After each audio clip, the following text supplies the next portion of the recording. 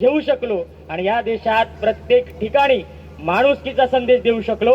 अर्थात भारतीय राज्यघटनेचे शिल्पकार विश्वरत्न डॉक्टर बाबासाहेब आंबेडकर, अण्णाभाऊ साठे आणि जे महापुरुष जिजाऊ, सावित्री, रमाई आणि ज्या महामातांनी या देशाचं, या समाजाचं परिवर्तन करण्यासाठी काम केलंय, त्या प्रत्येक महामातांना, त्यांच्या विचारांना, महापुरुषांच्या कार्याला मी विवेक पूनम मधुकर वारबुवन प्रथमदा विनम्र अभिवादन करतो आणि तुम्हाला क्रांतिकारी जय भीम देतो।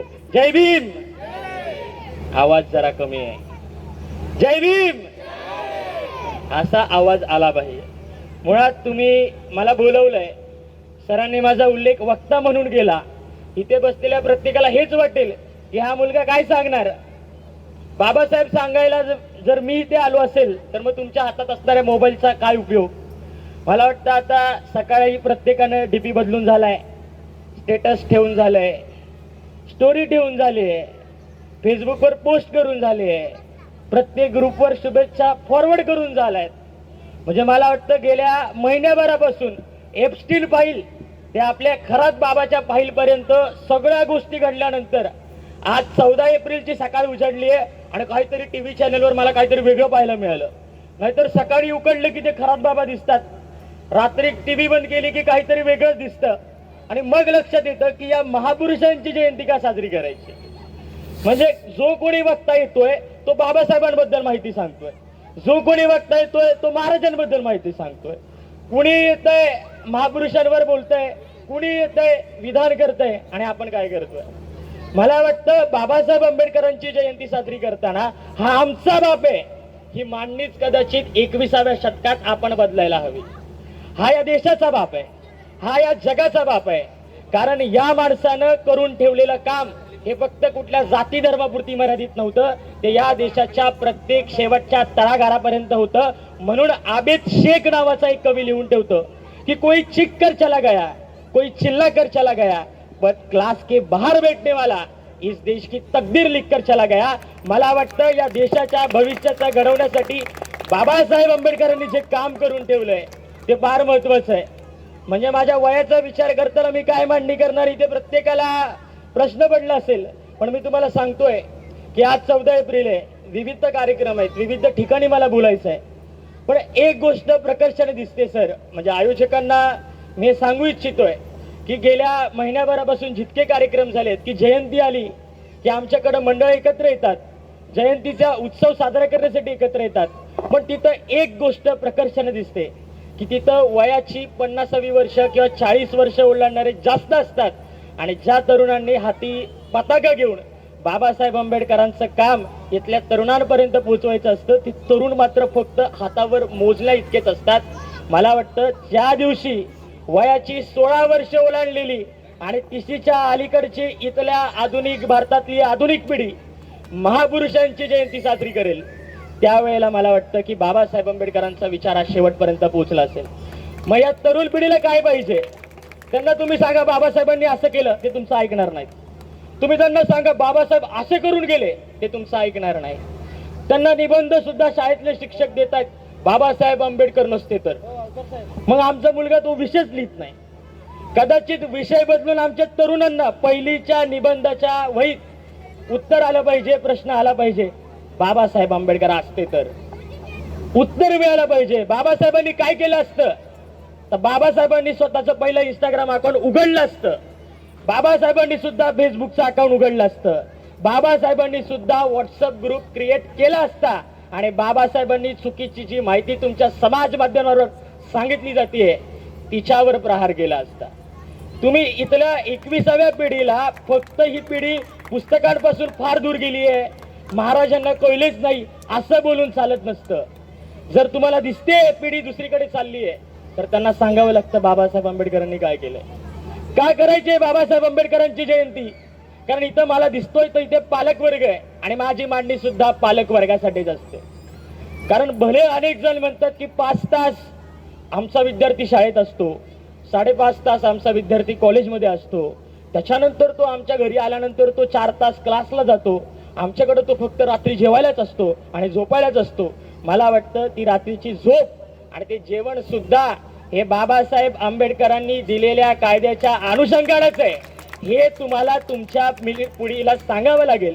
म्हणजे सरांनी बोलताना सांगितलं की बाबासाहेब आंबेडकर उभे राहिले कारण त्यांच्या पाठी त्यांच्या पित्याचा अर्थात रामजी बाबांचा हात होता. बाबासाहेब आंबेडकरांचं चरित्र समजून घेताना एक प्रसंग मी तुम्हाला सांगतोय. तो प्रसंग फार महत्वाचा आहे की बाबासाहेब आंबेडकर ज्या वेळेला प्रतापसिंह हायस्कूल मधून मॅट्रिकची परीक्षा उत्तीर्ण होत होते त्यावेळेला त्यांचं सेंटर हे साताऱ्याला लागलं. म्हणजे आजची 10वीची परीक्षा ती देण्यासाठी बाबासाहेब आंबेडकरांना खूप लांब जावं लागत होतं.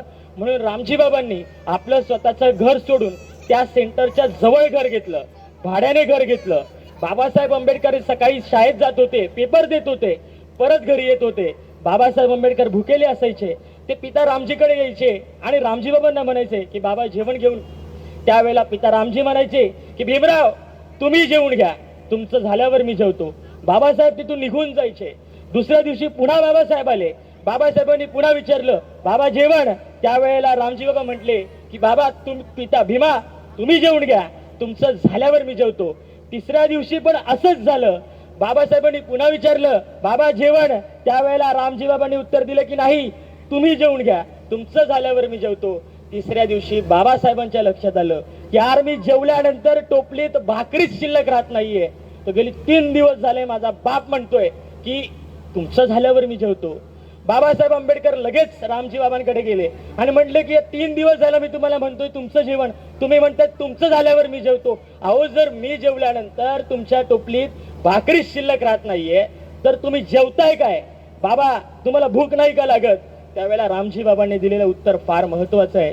रामजी बाबा म्हणतायत की बा भीमा माझी भूक या चतकोर भाकरीनं भागणारी नाही. तुम्ही शिकून इतकं मोठं व्हावं की तुम्हाला पाहताना सुद्धा मला मान वर करून बघावं लागावं. मला वाटतं ज्यांना बाबासाहेब आंबेडकर माहित नाही त्यांनी एकदा गुगल, ChatGPT जे काही तुमच्या हातात असेल त्यांना विचारा बाबासाहेब किती शिकलेत. 1 डिग्री घ्यायला आमची हयात जाते. बाबासाहेबांनी 50 वर्षाच्या कालखंडात 32 डिग्र्या घेतल्यात. मला वाटतं येणारा काळ बाबासाहेब आंबेडकरांना कसा लक्षात ठेवेल मला माहित नाही. आमच्याकडे नारा दिला जातो की जब तक चंदा तारा चांद रहेगा बाबा तेरा नाम रहेगा. मला वाटतं हा नारा कितपर्यंत जिवंत राहील माहित नाही. पण मागच्याच वर्षी मराठवाड्यातल्या एका तरुणानं अमेरिकेच्या जागतिक संस्थेशी एक करार करून अवकाशातल्या एका ताऱ्याला डॉक्टर बाबासाहेब आंबेडकर नाव दिलंय. मला वाटतं इथे सजीव राहतील की नाही माहित नाही, पण तो आकाशातला तारा राहणार आहे. येणाऱ्या पिढ्यांना बाबासाहेब आंबेडकर सांगणार आहे. Babasaheb Ambedkar London school of economy मध्ये असताना 18 तास वाचायचे. आमचे मुलं 15 मिनिटं वाचतात की नाही मला माहित नाही. बाबासाहेब वाचताना तहान भूक सगळं हरून वाचायचे. एकदा त्यांना भूक लागली म्हणून ते लायब्ररीच्या बाहेर गेले. खायला काहीच नव्हतं, खिशात पैसे नव्हते. तिकडल्या दुकानदाराच्या हातात बाबासाहेब म्हटले की माझ्याकडे काही नाहीये, फक्त 1 रुपया आहे. तो दुकानदार म्हटला की एक काम करा भीमराव, तो 1 रुपया द्या. आणि त्यानं बाबासाहेब आंबेडकरांना एक शिळा पाव दिला. तो कडक पाव बाबासाहेबांनी घेतला. तो घेणार तरी कसा, गळ्यात जाणार तरी कसा, म्हणून बाबासाहेब आंबेडकरांनी तो पाव पाण्याच्या पेल्यात बुडवून खाल्ला.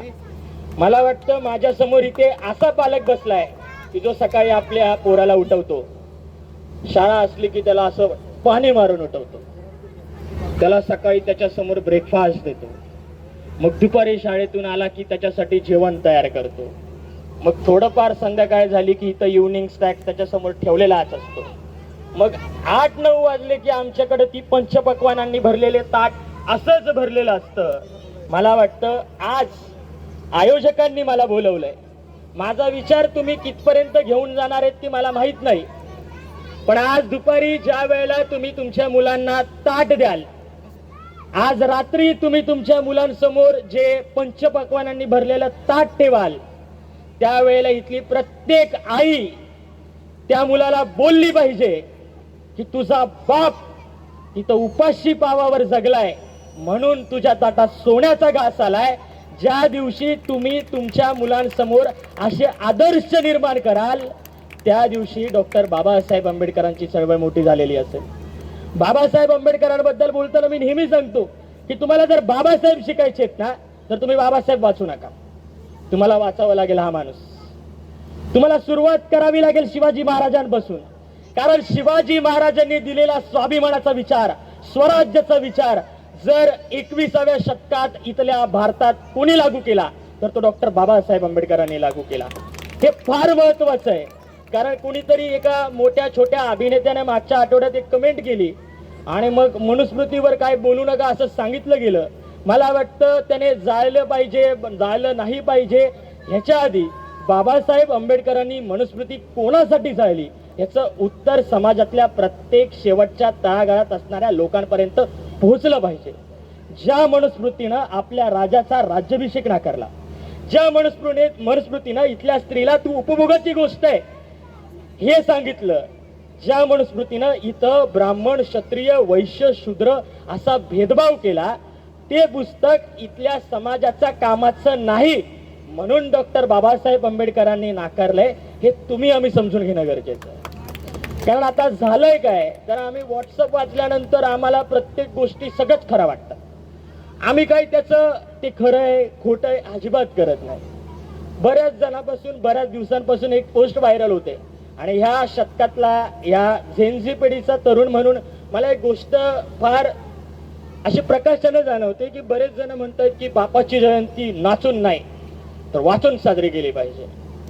बरेच विचारवंत ह्या मताचे असतीलही, परंतु महाराष्ट्रातील ख्यातनाम कवी आहेत संदेश कर्डक, त्यांनी मागच्याच 2 दिवसापूर्वी फार सुंदर लिहून ठेवलंय की बाबासाहेबांची जयंती अशी साजरी झाली पाहिजे, जे दिवसभर वाचतायत त्यांनी एकदा नाचलं पाहिजे आणि जे नाचतायत त्यांनी थोडं तरी वाचलं पाहिजे. मला वाटतं ह्या दोघांमधला जो बॅलन्स आहे तो तुम्हाला आम्हाला साधावा लागेल.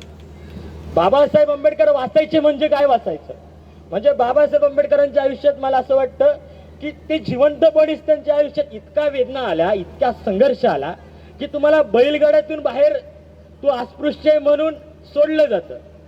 बाबासाहेब आंबेडकर शिकून आल्यानंतर ज्या वेळेला सयाजीराजांकडे ज्या वेळेला नोकरी करायला जातात त्यावेळेला या अधिकाऱ्याला तू खालच्या जातीचा आहे म्हणून फाईल फेकून मारली जाते.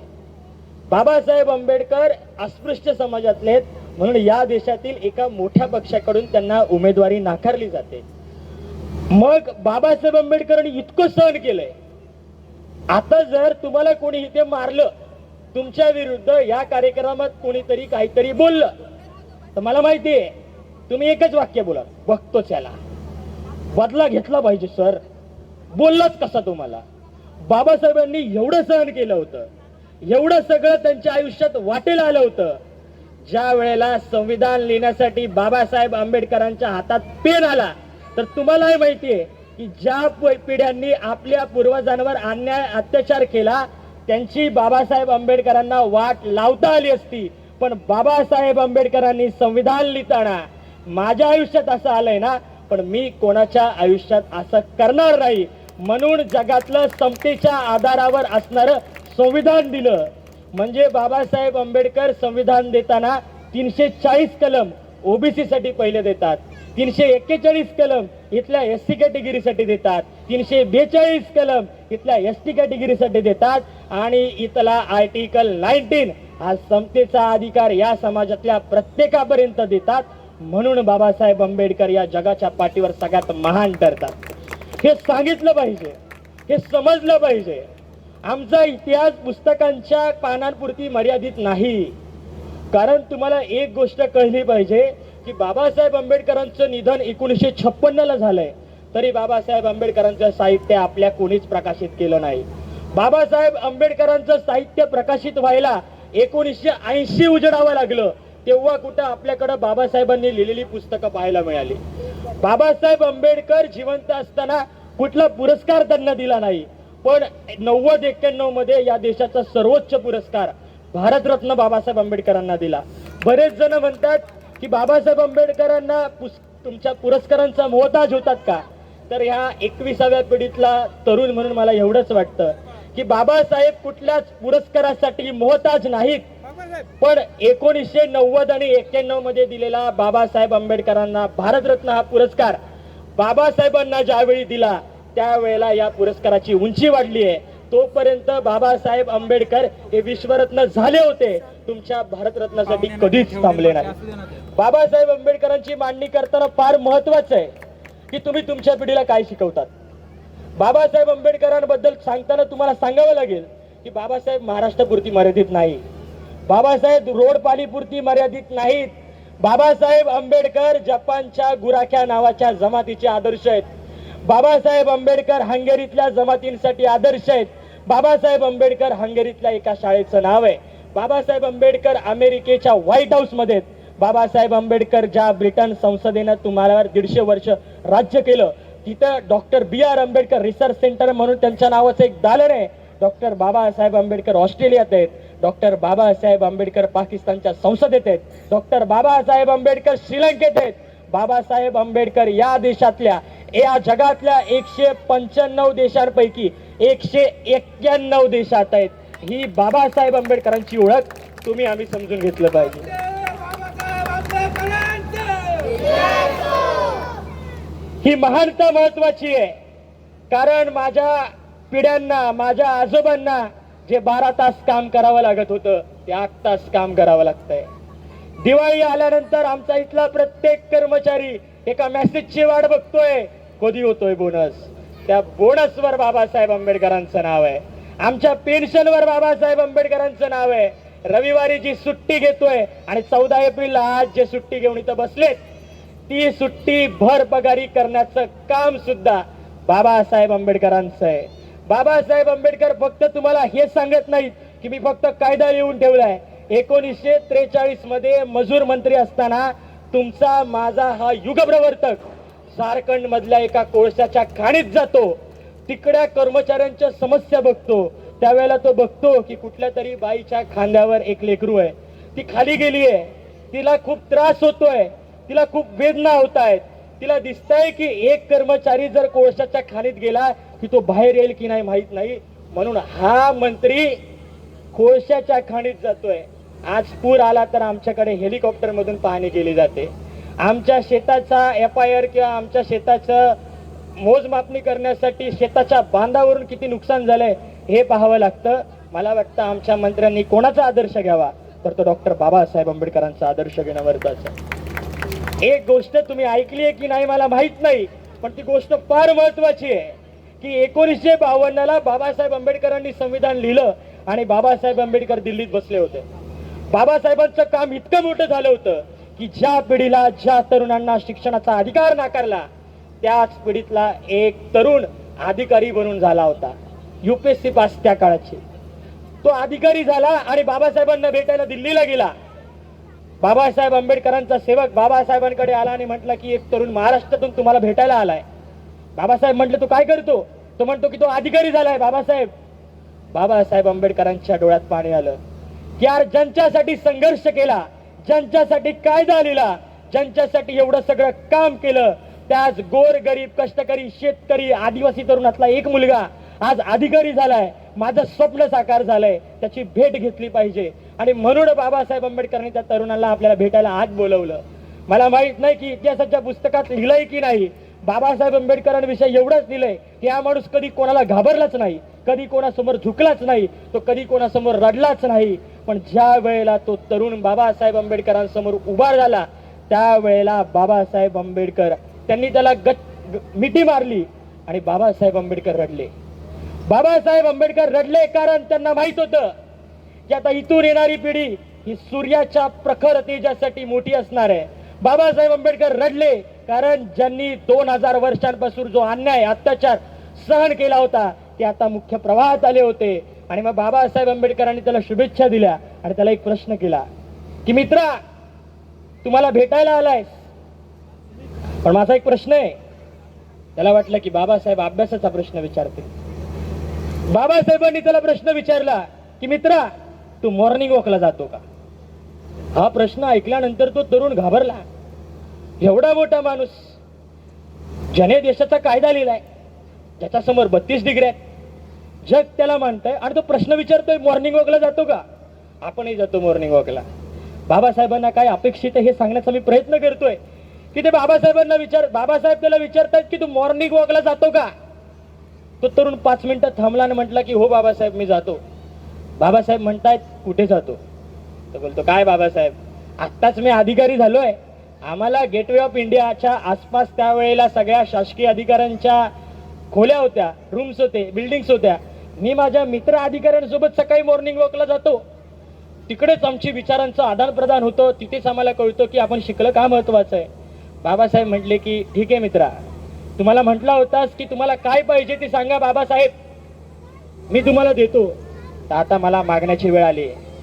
एक काम कर मित्रा, उद्यापासून मॉर्निंग वॉक आहे ना, तू तुझ्या अधिकारी मित्रासमोर नको, कुठल्या तरी झोपडपट्टीत जाऊन, कुठल्या तरी गरीब वस्तीत जाऊन मॉर्निंग वॉक कर. हे ऐकल्यानंतर तो तरुण तर त्याला घामच आला. आतापर्यंत बाबासाहेब आंबेडकर म्हटले होते गाव सोडून शहराकडे चला. बाबासाहेब म्हटले होते की शिका. बाबासाहेब म्हटले होते की अधिकारी बना. बाबासाहेब म्हटले होते की सत्तेत या. आता बाबासाहेब म्हणतायत की कुठल्या तरी गरीब वस्तीत जाऊन आणि कुठल्या तरी झोपडपट्टीत जाऊन तो मॉर्निंग वॉक कर. बाबासाहेब एवढंच बोलले आणि वाचायला निघून गेले. तो मुलगा तिथेच, तुम्हाला माहिती आहे वाचलंय, बाबासाहेब आंबेडकरांचं वाचन हे आसुरी वाचन होतं. हा माणूस 12-12 तास एकाच जागी बसलेला असायचा. बाबासाहेब आंबेडकरांना याचं भानच नाही की तो तरुण माझ्या मागे उभा आहे. बाबासाहेब वाचतायत वाचतायत वाचतायत आणि मला वाटतं की 3-4 तासानंतर बाबासाहेब आंबेडकरांच्या लक्षात आलं की तो अजून तिकडेच उभा आहे. बाबासाहेब म्हटले गेला नाही. तर म्हटलं कसं जाणार बाबासाहेब, मी ज्या ऊर्जेने तुमच्याकडे आलो होतो ती ऊर्जा मला मिळाली, पण तुम्ही मला जे सांगितलंय ते मला अजून कळलंच नाहीये.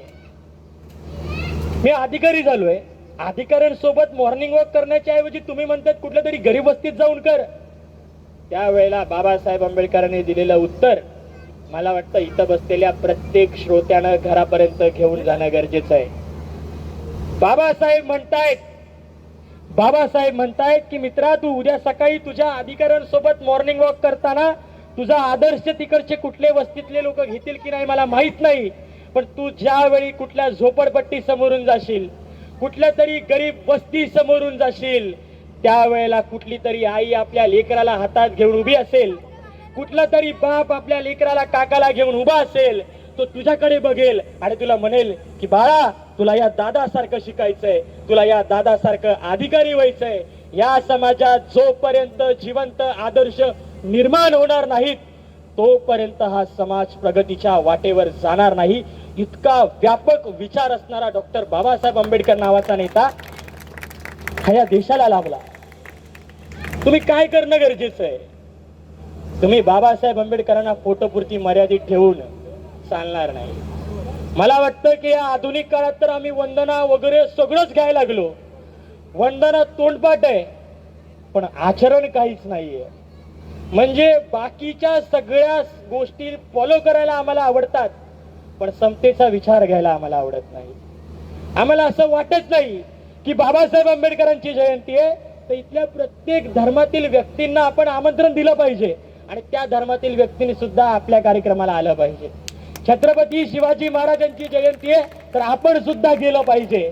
महात्मा फुलेंची जयंती आहे तर आपण सुद्धा गेलं पाहिजे. राजश्री शाहू महाराजांची जयंती महाराष्ट्राच्या प्रत्येक गल्लीत साजरी व्हायलाच हवी. माता रमाई, माता सावित्री, माता भीमाई, माता जिजाऊ यांच्या जयंत्या साजऱ्या व्हायलाच हव्यात. जर त्या कोणी करत नसतील तर आपण करायला हव्यात. हा विचार महत्वाचा आहे कारण हे नातं तुमचं आमचं आहे. कारण इथं आमच्याकडे प्रत्येकानं म्हटलं जातं की तुमचं आमचं नातं काय, जय भीम जय शिवराय. वास्तवात येत नाही. वास्तवात दंगली आहेत. वास्तवात तुमचा डीपी काय ते फार महत्वाचं आहे. तुम्ही कुठले कपडे घालतात हे महत्वाचं आहे. तुमच्या घराला रंग कुठला आहे ते महत्वाचं आहे. तुम्ही राहतात कसं, तुम्ही बोलतात कसं ते महत्वाचं आहे.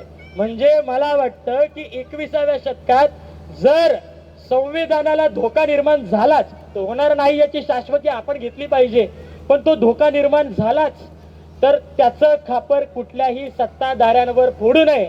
त्याला जबाबदार आपण असू. कारण फक्त ते गाणं वाजतं की भीम के लगते जिगर, आधे इधर आधे उधर, हेच महत्वाचं.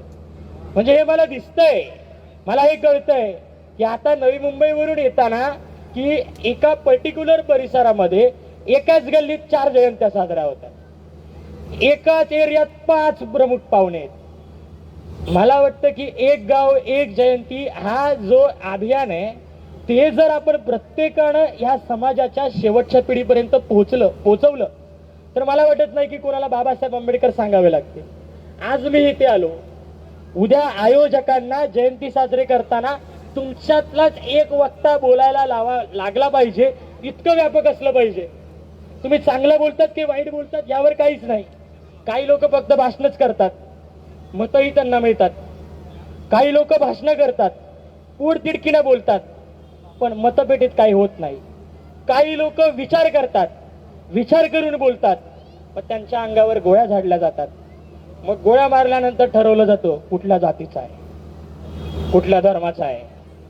बाबासाहेब आंबेडकरांचं गीत तर प्रत्येक जण, आम्ही खातो त्या भाकरीवर पुढे पुढे पुढे आम्ही खातो त्या भाकरीवर, आम्ही खातो त्या भाकरीवर बाबासाहेबांची सही आहे र, असं वाटतं का? पिढीला सांगितलंय का? एक शिवाजी महाराज, एक बाबासाहेब आंबेडकर, एक महात्मा फुले. मला वाटतं ही विभागणीच चुकीची. Shivaji Maharaj is equal to Mahatma Phule, Mahatma Phule is equal to doctor B R Ambedkar, हे इक्वेशन सिलेबस मध्ये आलं पाहिजे. हे समजणं महत्वाचं आहे. कारण बाबासाहेब आंबेडकर समजण्यासाठी शिवाजी महाराजांनी उभारलेला स्वराज्य या भारताच्या संविधानाचा केंद्रबिंदू आहे. महात्मा फुलेंनी उभारलेला बहुजनांच्या आणि स्त्रियांच्या मुक्तीचा लढा हे बाबासाहेब आंबेडकरांच्या लढ्याचं केंद्र आहे. आणि बाबासाहेब आंबेडकरांनी उभारलेला समतेचा, शांतीचा लढा गाडगे महाराज, इथले जे तुकडोजी महाराज आहेत, अण्णाभाऊ साठे, लहुजी साळवे, या सगळ्यांच्या चळवळीचं केंद्रबिंदू आहे. म्हणजे तुम्हाला कुठला बाबा, तुमच्या कुठल्या बाबाचा अंगारा, धागे, त्यातले गंडे दोरे, पूजा वगैरे तुम्ही करतात किंवा मरतात की नाही मला माहित नाही, पण तुमच्या घरात गाडगे बाबा महाराजचा एक बाबा असला पाहिजे. तुमच्याकडे तुकोबांचा अभंग असला पाहिजे. कारण तुकोबांनी बुद्ध सांगितले, बाबासाहेबांनी बुद्ध सांगितले. तुकोबांनी कबीर सांगितले, बाबासाहेबांनी कबीर सांगितले. तुकोबांचा अभंग बाबासाहेबांनी मूकनायकाच्या टायटलला ठेवला. हे तुकोबांचं आणि आंबेडकरांचं नातं आहे. वारकरी संप्रदायाला किती जण काय बोलतील मला माहित नाही, पण वारकरी संप्रदायाच्या चळवळीचा सगळ्यात मोठा हेतू तुकोबांनी मांडलेला हा समतेचा आहे आणि तोच बाबासाहेब आंबेडकरांच्या चळवळीचा आहे. हे सांगणं गरजेचं आहे, हे स्वीकारणं गरजेचं आहे.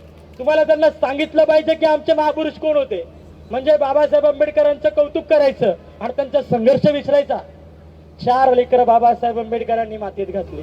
बाबासाहेब आंबेडकरांचा यशवंत हा मुलगा सोडला तर बाबासाहेब आंबेडकरांचा राजरत्न, बाबासाहेब आंबेडकरांचा गंगाधर, बाबासाहेब आंबेडकरांचा रमेश आणि बाबासाहेब आंबेडकरांची इंदू नावाची मुलगी याच मातीत पैशाविना गेली. आजारी होते ते सगळी मुलं. बाबासाहेब आंबेडकरांकडे त्या काळी पैसे नव्हते, म्हणून बाबासाहेब आंबेडकरांना त्यांना दफन करावं लागलं. दफन करण्यासाठी बाबासाहेब आंबेडकरांकडे पैसे नव्हते, त्यावेळेला रमाईनं आपला फाटलेला पदर त्या लेकराच्या शवाला दिला. मला वाटतं बाबासाहेब आंबेडकरांच्या राजरत्न नावाच्या मुलाला रमाईनं पदर देऊन त्याच्या शवाला दफन केलं. पण आज डॉक्टर बाबासाहेब आंबेडकरांच्या पुण्याईनं इतकी मोठी राजरत्नांची फळी माझ्या समोर उभी आहे. एक राजरत्न बाबासाहेब आंबेडकरांचा मातीत गेला, पण कोटी राजरत्न मला आज ऐकतायत. डॉक्टर बाबासाहेब आंबेडकरांची जयंती साजरी करतायत. हे बाबासाहेब आंबेडकरांच्या चळवळीचं सगळ्यात मोठं यश आहे. वामनदादा कर्डक म्हणतात की तुझ्या हाती तृपालन, तुझ्या हाती साय, समाजाचं काय रगड्या, समाजाचं काय, हा फार महत्वाचा आहे. समाज कोणाचा आहे? समाज म्हणून तुम्ही कोणाला म्हणतात?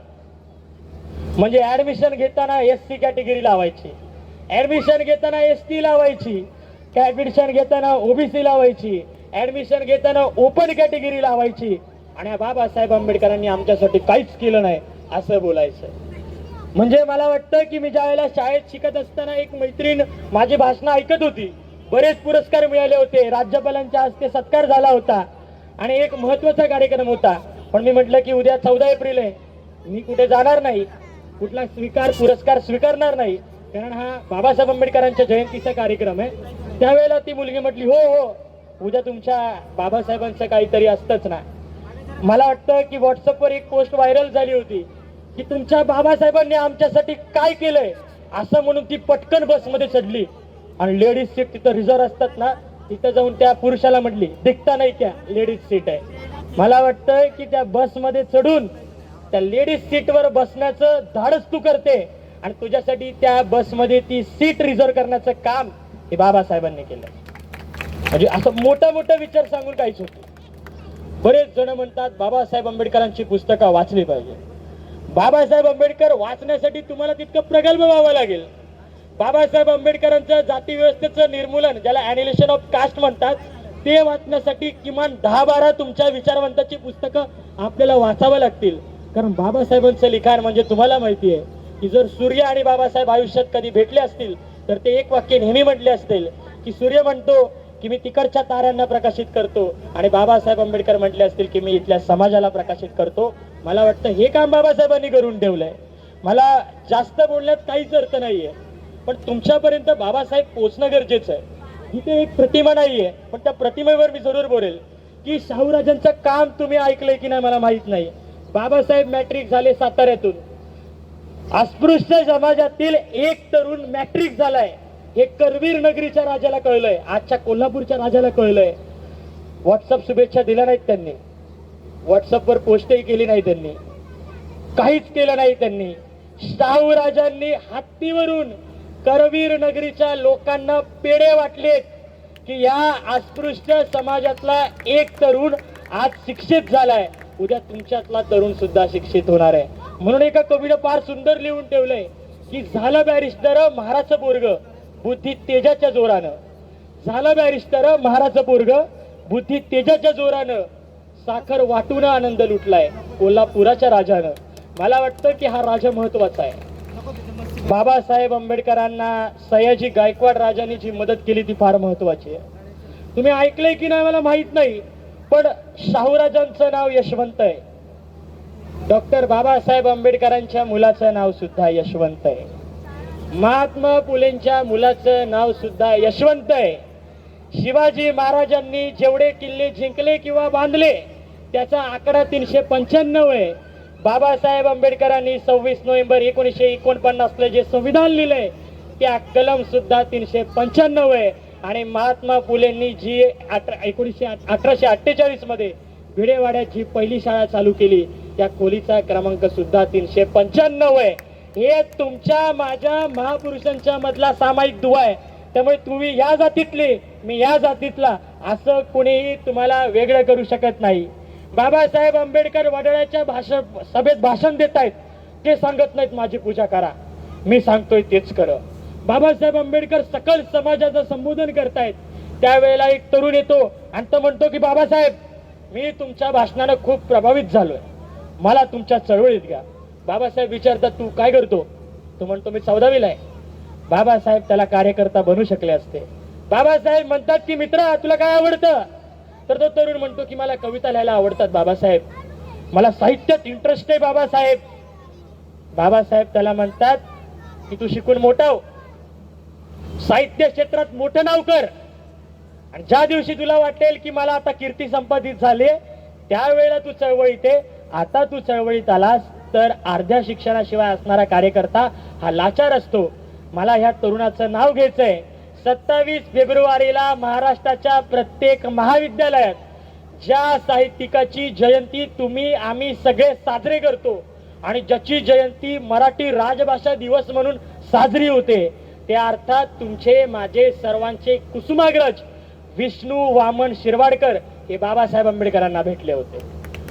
हे कुठल्या जातीचे आहेत, हे कुठल्या धर्माचे आहेत? ह्यांना कधी पाहताना बाबासाहेब आंबेडकरांनी धर्म पाहिला नाही, जात कधी पाहिली नाही. मग आज जातीत वाटणारे आपण कोण? बाबासाहेब आंबेडकरांच्या सभेत इथे जर कीर्तन करत असताना एक बाबा बाबासाहेब आंबेडकरांच्या सभेत येतो. तुम्हाला माहिती आहे की आमच्या सभा कशा भरतात. मला आयोजकांचं कौतुक करायचंय की या मंचावर फक्त महापुरुष आहेत, नाहीतर काय सभा इतक्या भारी असतात की प्रतिमा छोट्या आणि सगळे नेतेच वरती बसलेले असतात. कळतच नाही की कोण नेमकं सत्कार मूर्ती आहे, कोणाची नेमकी जयंती आहे. म्हणजे जर तुम्ही आता बाहेर पडा नवी मुंबईत जयंतीचे बॅनर लावलेत, बाबासाहेब एवढेत आणि कार्यकर्तेच एवढेत. प्रॉब्लेम इकडे आहे. बाबासाहेब आंबेडकरांची अशीच सभा चालू होती, सगळेच असे सभेत बसले होते, सगळेच मंचावर होते आणि एक फाटके असा सदरा घातलेला एक बाबा आला, 60-70 वर्षाचा बाबा, हातात हार घालून बसत, हातात हार होता. बाबासाहेब म्हटले की बाबा तुम्ही या मंचावर, तुम्ही तो हार घातलाय किती वेळ आता ठेवणार, मला घालायचंय ना, हे बघा मी येतो तुम्ही घाला. ते बाबा म्हटले नाही नाही, तुम्ही या, तुम्ही खाली या, मग मी तुमच्या गळ्यात हार घालणार. बाबासाहेब म्हटले बाबा वेळ होतोय, मला खाली उतरायला वेळ लागेल, तुम्ही वर या, तुम्ही मला घाला, तुम्हालाही जगाला कळेल की हा माणूस कोण आहे. नाही म्हटले, तुम्हीच खाली या, मी तुम्हाला हार घालेल. बाबासाहेब गेले, बाबासाहेब खाली वाकले आणि बाबासाहेब आंबेडकरांना त्यांनी हार घातला. आणि बाबासाहेबांना त्याने विचारलं, बाबासाहेबांनी त्याला विचारलं अरे तुम्ही वर का नाही आले. त्याने एकच उत्तर दिलं, अहो बाबासाहेब तुम्ही इतकं शिकलायत, तुम्ही इतकं मोठं काम करून ठेवलंय, त्या मंचावर बसण्याची आणि उभं राहण्याची माझी लायकी नाही. तुमचा सत्कार करताना मी इतकं मोठं नाही की मंचावर येऊन तुमचा सत्कार करावा, म्हणून तुम्हाला मी खाली बोलवलं. त्या बाबानं एवढंच वाक्य बोललं. बाबासाहेबांनी मागे बघितलं, मंचावरच्या सगळ्या खुर्च्या खाली झाल्या होत्या. कारण त्या मंचावरच्या प्रत्येकाला कळलं होतं की त्या 60 वर्षाच्या अज्ञानी बाबानं त्या ज्ञानीवंतांना सांगितलं होतं की बाबासाहेब आंबेडकरांची तुलना आणि त्यांच्या मंचाचा स्वीकार हा आपल्यातल्या कोणाला जमणार नाही. मला वाटतं हे समजून घेणं गरजेचं आहे. हा बाबा दुसरा तिसरा कोणी नव्हता, ते गाडगे महाराज होते. बाबांचं भाषण ऐकायला गाडगे महाराज सभेच्या शेवटच्या स्थानी असायचे आणि गाडगे महाराजांचं कीर्तन ऐकायला, मी शब्द फार सांभाळून वापरतोय, कीर्तन ऐकायला बाबासाहेब जायचे. म्हणजे आता कीर्तन म्हटल्यानंतर आम्हाला काय आठवतं की नाही मला माहित नाही, पण बाबासाहेब आंबेडकरांनी कीर्तन ऐकलंय. बाबासाहेब आंबेडकरांनी तुकोबांचे अभंग पाठ केलेत. बाबासाहेब आंबेडकरांनी ज्ञानेश्वराबद्दल ऐकलंय. बाबासाहेब आंबेडकरांनी ज्ञानेश्वरांवर लिहिलंय. बाबासाहेब आंबेडकरांनी भैराबाईवर लिहिलंय. बाबासाहेब आंबेडकरांनी फुलेवर लिहिलंय. बाबासाहेब आंबेडकरांनी सावित्रीवर लिहिलंय. बाबासाहेब आंबेडकरांनी छत्रपती संभाजी महाराजांवर लिहिलंय. बाबासाहेब आंबेडकरांनी शिवाजी महाराजांवर लिहिलंय. आज विषयाचा शेवट करताना फक्त आयोजकांकडून आणि मला इथे बोलण्याची तुम्ही जी संधी दिली आहे, त्या संधीचं सोनं करताना फक्त इतकंच वाटतं, या विवेककडून तुम्ही काय शिकाल मला माहित नाही. माझं भाषण तुम्हाला किती पटेल मला माहित नाही. माझे शब्द तुम्हाला किती लागतील हे मला माहित नाही. पण तुम्ही म्हणतात ना की शिवाजी जन्माला यावा, तो शेजारच्या घरात, पण तो शिवाजी तुमच्या माझ्या घरात जन्माला यायला हवा. डॉक्टर बाबासाहेब आंबेडकरांचा विचार तुमच्या घरात जन्माला यायला हवा. आज 14 एप्रिलला तुमच्या घरातल्या फोटोवर तुम्ही हार नाही घातले तरी चालतील, बुद्ध वंदना नाही घेतली तरी चालेल, कारण बुद्धांच्या डॉक्टर बाबासाहेब आंबेडकरांनी दिलेला धर्म हा अंधश्रद्धा नाकारतो, धागे नाकारतो, पूजापाठ नाकारतो. आणि बुद्ध आणि धम्मा ही या पुस्तकातून बाबासाहेबांनी दिलेला बुद्ध हा उघड्या डोळ्याचा असतो. हे फार महत्वाचं आहे. बुद्धांच्या सगळ्या मूर्त्या ह्या बंद डोळ्यांच्या असतात, पण बाबासाहेब आंबेडकरांनी जे चित्र काढलंय त्या चित्रात बुद्धांची मूर्ती ही उघड्या डोळ्यांची आहे.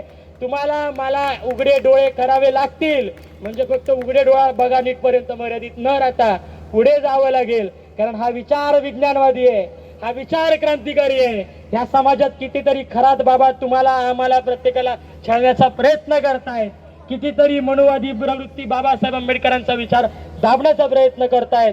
शिवाजी महाराजांना शिवाजी म्हणायचं की महाराज म्हणायचं, ह्या अशा फालतू वादामध्ये तुम्हाला आम्हाला बंदिस्त करतायत.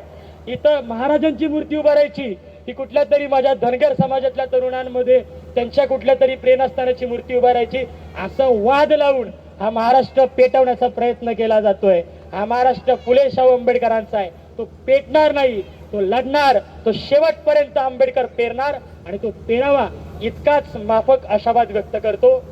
तुम्ही मला इथं येऊन बोलण्याची जी संधी दिली त्याबद्दल मी आदरणीय